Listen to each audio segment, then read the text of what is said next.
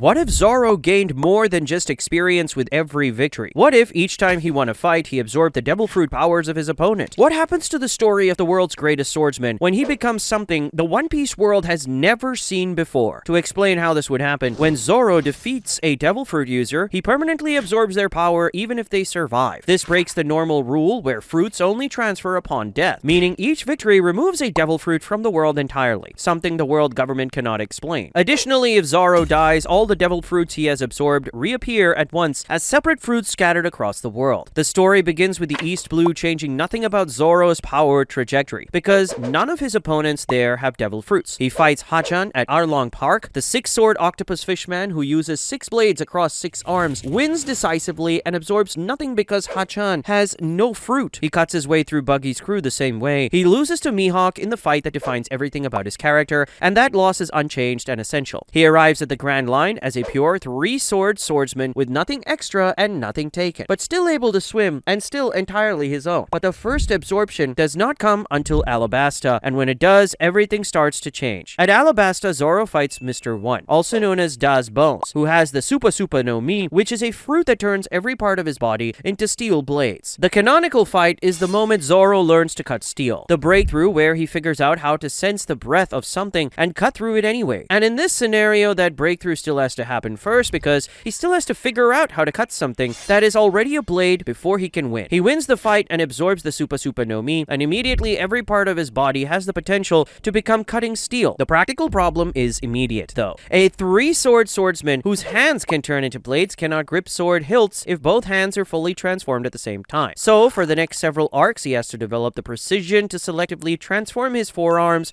and shoulders while keeping his hands in normal form. He starts testing this during Sabodi, where he transforms his forearms mid-swing during a fight against Marines, effectively creating a 4-edged attack where the sword and the arm delivering it are both cutting edges simultaneously. It is imperfect and expensive in concentration, but it works, and he keeps refining it. Full transformation and sword fighting are still directly incompatible, but controlled partial transformation starts to become a genuine weapon. Moving to Skypiea, this is where the water vulnerability becomes a real problem for the first time. Sea clouds at Skypiea function identically to sea water for devil fruit users, suppressing and draining power on contact, so the moment Zoro lands on the Sky Island, his newly absorbed Supa Supa fruit is already being compromised by the environment around him. Before reaching the main fight, he defeats Braham, a Shandia warrior who uses flash dials to blind opponents and fights at extreme speed. Braham has no devil fruit at all since his abilities are entirely dial-based technology, so no absorption happens here. But the fight costs Zoro cumulative exertion before he enters the 5-way standoff against Ohm. Throughout the standoff, with the chaotic environment of Upper Yard and Sea Cloud surrounding the terrain, his Supa Supa fruit is being actively drained whenever he contacts it. So he manages this by fighting as close to a pure swordsman as possible during suppressed windows, which turns out to be a useful discipline rather than just a limitation. It is worth clarifying about Ohm specifically that he does not have a devil fruit either. His Eisen whip uses an Eisen dial embedded in the sword's pommel, a piece of Skypian technology that generates iron cloud from the base. So no absorption happens after Zoro wins that fight. The art contributes nothing to his power set directly, but the experience of managing a fruit vulnerability in a strange environment is preparation for almost everything that comes later in the story. At Eni's lobby, Zoro fights Kaku, CP9's most skilled active fighter alongside Lucci, who has the Ushi Ushi no Mi model, Giraffe. He defeats Kaku and absorbs the Giraffe's Zoan, permanently removing it from Kaku, even though Kaku survives. But there is a mechanical complication during this fight that the scenario cannot ignore, because Sogeking accidentally locks himself and Zoro together with Sea Stone handcuffs midway through the battle. Sea Stone suppresses devil fruit powers the same way seawater does, and with Sea Stone restraining his wrists, Zoro's Supa Supa fruit is actively drained for a significant portion of the fight. He wins despite this, not because of the fruit, and that distinction starts to matter thematically as the arcs go on. Also, during the chaos of the Buster Call escape, Marine Captain Shu uses his rust fruit, the Sabi Sabi no Mi, to destroy Zoro's Yubashiri victory. In the manga, this is a single panel encounter that ends immediately rather than a concluded decisive fight, which means under the scenario's rules, it does not trigger absorption, and Shu's fruit stays with Shu. But Zoro's sword roster is now reduced to Wado Ichimonji, Sandai Kitetsu, and the empty Yubashiri sheath used as a blunt third weapon until Shusui arrives at Thriller Bark, and the Giraffe Zoan changes things going forward in ways that take time to fully understand. After absorbing it, Zoro can shift into a hybrid form, where his legs carry the full muscular bulk of a giraffe, while his upper body stays human enough to swing 3 swords, and the size boost alone means his strikes carry dramatically more mass behind them. At Thriller Bark, when Zoro finds himself overwhelmed by sheer numbers of zombies, he drops into the hybrid form and uses the additional reach and physical power to carve through entire groups of single sweeping arcs that his normal human frame could not generate. At Thriller Bark itself, Zoro fights Ryuma, the legendary zombie samurai who multiple canon sources treat as his actual ancestor from centuries ago. Ryuma has no devil fruit, since what animates the zombie is Brook's shadow transplanted through Moria's powers, so no absorption happens after this win. But Zoro receives Shusui as recognition of his skill, and the ancestral dimension of the fight gives the sword a weight that carries through the arcs that follow, including the moment in Wano where he returns it in exchange for Enma. After Thriller Bark, the crew reaches Sabaody Archipelago, where Admiral Kizaru and the pacifistas destroy everything the Straw Hats attempt, and Kuma scatters the entire crew to separate locations. Zoro lands on Kuraigana Island, which is where Mihawk lives, and that is how the 2-year time skip begins. It is the moment where the gap between what Zoro has accumulated and what he would actually need becomes perfectly visible, because Kizaru was operating at a level that none of his absorbed powers could bring to that stage. Now, the time skip deserves honest examination, because there is a temptation to assume 2 years with Mihawk means a polished, fully integrated power set. A significant portion of those 2 years involves fighting the Human Drills, a colony of giant monkeys who spent years watching Mihawk fight and absorbed his combat techniques through pure observation, and Zoro defeats the entire colony over the training period, which even Mihawk himself is surprised to learn. He starts using Super partial transformations during these fights, specifically transforming the lead legs during lunges so that the momentum of a forward step is compounded by the leg itself, becoming a blade edge. And over months of fighting Human Drills who adapt and evolve their counters, he learns how to deploy the fruit in ways that complement rather than interrupt his sword forms. Perona is also on the island, having been sent there by Kuma the same way Zoro was, and the two develop an unlikely partnership built on mutual grudging tolerance and shared isolation, with Persona eventually helping Zoro return to Sabaody by patching his wounds and providing intelligence when the time comes. She has the Horo Horo no Mi, but Zoro never defeats her, so no absorption occurs, and the relationship matters for the story without producing any power transfer. The Giraffe Zoan absorbed from Kaku also does not awaken during the time skip, and stating this clearly matters. Kaku himself ate that same fruit at Eni's lobby and used it consistently for years before awakening, and his awakening is not revealed until the Egghead arc, well after the time skip ends, so 2 years of Zoro processing the fruits simply cannot produce faster awakening than the fruit's original user achieved in the same period. What Mihawk's training actually develops is everything that has nothing to do with the absorbed powers. It's about haki refinement, cutting philosophy, and fundamental Santoryu forms at a precision Zoro could not access before. The 2 years are about deepening the swordsman underneath the accumulated abilities, not optimizing the abilities themselves. And the implicit message from Mihawk throughout all of it is the fruits are tools, and the swordsman beneath them is what actually needs work. At Fisherman Island, the scenario reaches its most complete expression of the water vulnerability problem. Fishman Island is located 10,000 meters below sea level inside the ocean, not surrounded by the ocean, inside it. So Zoro fighting there means fighting in conditions of constant total devil fruit suppression for every engagement in the arc. He is effectively a pure swordsman with haki throughout, which turns out to be a useful demonstration of exactly what his baseline looks like when the accumulated powers are completely unavailable. He defeats Hyozo, the best swordsman on Fishman Island, a multi-armed octopus fishman who fights with multiple blades simultaneously and whose fishman physical strength gives him a natural advantage against humans without being able to access the Super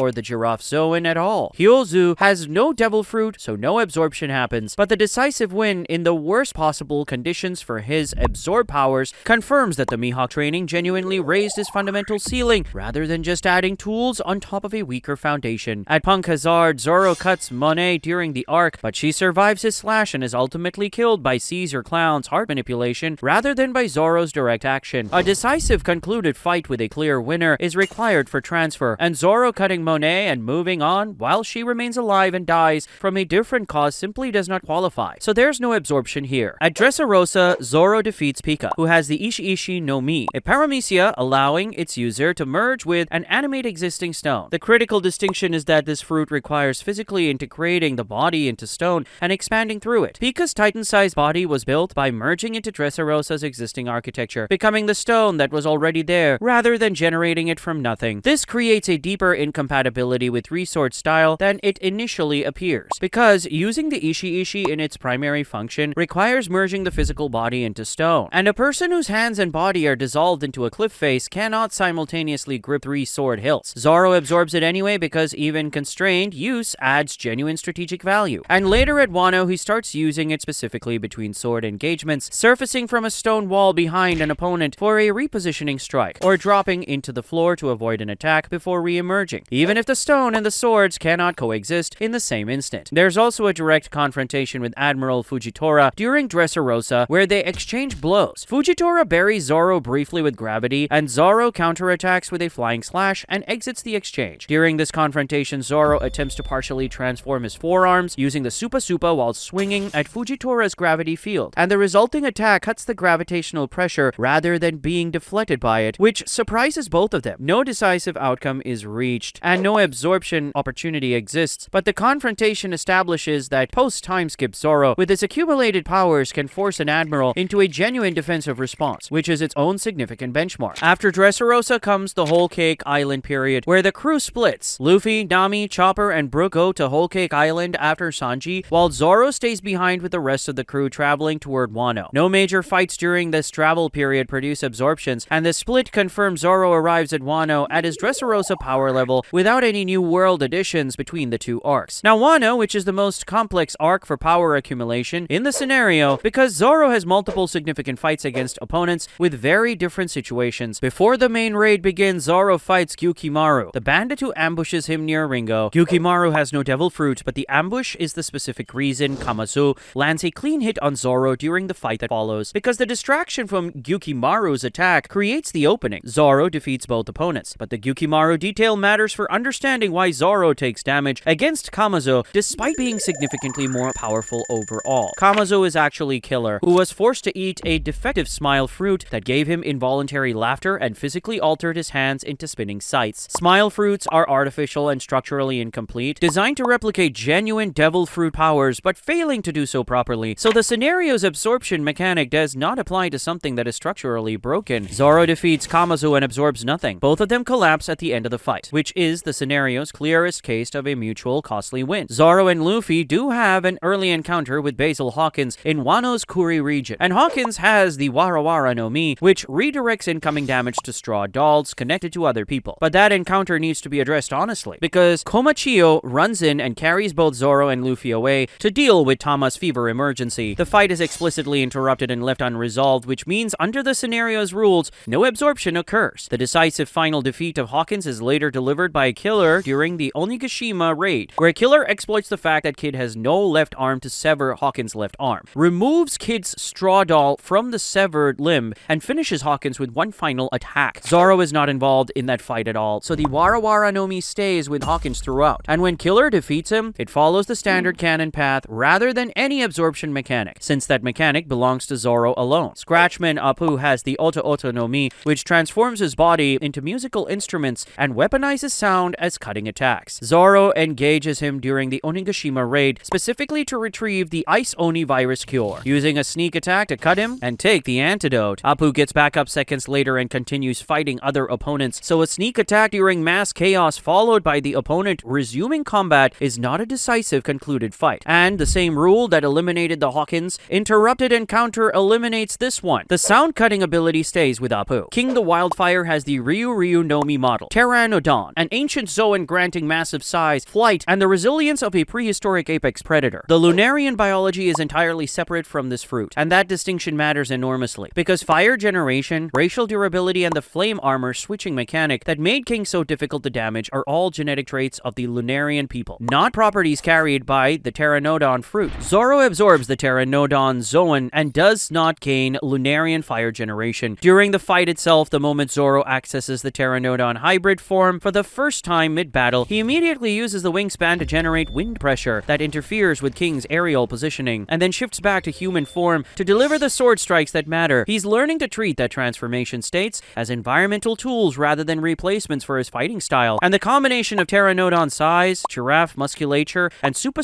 partial blade transformation stacked on Santorio's techniques produces attacks that King has not established defense against. During the roof battle against Kaido alongside Luffy, Law, Kid, and Killer, Zoro briefly scars Kaido, which is the moment his Conqueror's Haki coating surfaces for the first time. He also develops the King of Hell technique during the King fight, coating his sword attack simultaneously with both armament and Conqueror's Haki to produce a distinctive black lightning effect. And both of these developments are purely his own growth rather than anything borrowed from the fruit absorptions. The King of Hell technique is a base form application that works through conventional sword gripping and direct blade contact, which means it operates independently of the Giraffe Zoan's hybrid size and independently of the Supa's blade body transformation. Each power state occupies a different mode, and the King of Hell technique is what Zoro uses when he's fighting as himself rather than through any absorbed form. There's also a mechanical question the scenario needs to establish clearly. Kaku is still alive after Enies lobby, and Pika's survival status after Dressrosa is ambiguous. But when an original user dies after their fruit has already transferred to Zoro, the fruit's reappearance cycle follows the current holder and not the former one. Kaku dying doesn't cause a Giraffe Zoan to reappear somewhere in the world because the fruit is no longer in Kaku. It is in Zoro, and it stays there until Zoro dies. This is what makes the scenario's absorption mechanic genuinely unprecedented, and what makes Zoro's death an event of world historical consequence rather than just a personal loss. At Egghead, the Kaku fight changes completely for reasons the scenario has to acknowledge. In canon, Kaku reveals an awakened Giraffe Zoan at Egghead, dramatically enhancing his speed and recovery. In this scenario, Kaku hasn't had a Giraffe Zoan since Enies lobby because Zoro absorbed it then. So Kaku at Egghead is a Rokushiki specialist without any transformation ability. Their confrontation is shorter and more lopsided, and at one point Zoro shifts into the giraffe hybrid form mid-fight, which Kaku recognizes immediately since it's a strange and unsettling moment where the technique that used to belong to him is now being used against him by the person who took it. The scenario acknowledges this rather than pretending the Enies lobby transfer didn't happen. The world government's response to Zoro's situation also cannot be ignored by this point. CPO intelligence tracks devil fruit users, and when fruits disappear from living people, something that has never happened in recorded history, it flags as an impossible anomaly. By Egghead, multiple fruits have vanished from living users who are still active in the world. The institutions managing the global power balance have no framework to explain what they're seeing, and Zoro's threat classification changes not just because he's powerful, but because he represents a category of impossibility that nobody has ever encountered before. In this scenario, Zoro intercepts Nusjuro's attack on the Thousand Sunny at Egghead, clashing directly with one of the 5 most powerful figures in the world government to save the crew's means of escape. He enters the exchange in Pteranodon hybrid form to match Nusjuro's scale, then layers the Supa blade body reinforcement onto his sword strikes, so each impact carries the weight of transformed steel behind it, and then coats everything with Conqueror's Haki through the King of Hell technique to push through Nusjuro's defenses. It's every absorbed power and every self-developed ability operating simultaneously, and holding that confrontation long enough to protect the ship requires all of it working together. Without all of those layers, that moment becomes a different story entirely. When the Mihawk fight finally arrives, Zoro carries the blade body, the Giraffe Zoan, the Ishi Stone's environmental control, the Pteranodon's ancient Zoan size and flight, Conqueror's Haki, the King of Hell technique, and his 3 swords including Enma and Sandai Kitetsu. He is objectively more powerful in raw measurable terms than Mihawk by conventional measurement, but Mihawk has Yoru, the world's strongest blade, and Haki refined over an entire lifetime to an absolute peak. More importantly, he trained Zoro for 2 years and watched every absorbed power integrate into his fighting style in real time, which means he enters this fight knowing every technique Zoro brings before Zoro uses it. A teacher who has studied their students' complete arsenal holds a tactical advantage the scenario doesn't minimize, and that specific foreknowledge is Zoro's single greatest disadvantage going in. The fight becomes a battle of adaptation versus mastery. Zoro shifts between states: Pteranodon hybrid for aerial positioning, Giraffe hybrid for raw physical impact, Supa partial transformations woven into sword swings, Ishi stone control reshaping the terrain to create angles Mihawk's foreknowledge didn't account for. But Mihawk responds to each with the calm efficiency of someone who has already anticipated every tool. Every time Zoro switches modes, Mihawk has already adjusted. The fruits keep him in the fight, keep him alive through exchanges that would otherwise end it, and create enough variety that the fight stretches far longer than Mihawk's foreknowledge alone can contain. Then Asura surfaces. Asura is Zoro's ultimate technique, representing his fighting spirit and killing intent pushed past every limit. And in this scenario, it appears only when all the other power states have been exhausted or made unavailable. It is no longer the first true ceiling he hits, but the thing underneath all the ceilings. When Asura surfaces against Mihawk, it carries the weight of a man who has been stripped of every external tool and is fighting from nothing but his own soul. And that is the most honest version of what the technique was always supposed to be. The decisive blow comes from Santoryu, from haki that is entirely his own, from the cutting philosophy Mihawk spent 2 years refining in him, and Mihawk passes the title specifically because of that distinction, not because accumulated power makes a great swordsman, because the swordsman underneath the accumulated powers was always the one who mattered. Be sure to subscribe and hit the like button for more One Piece videos.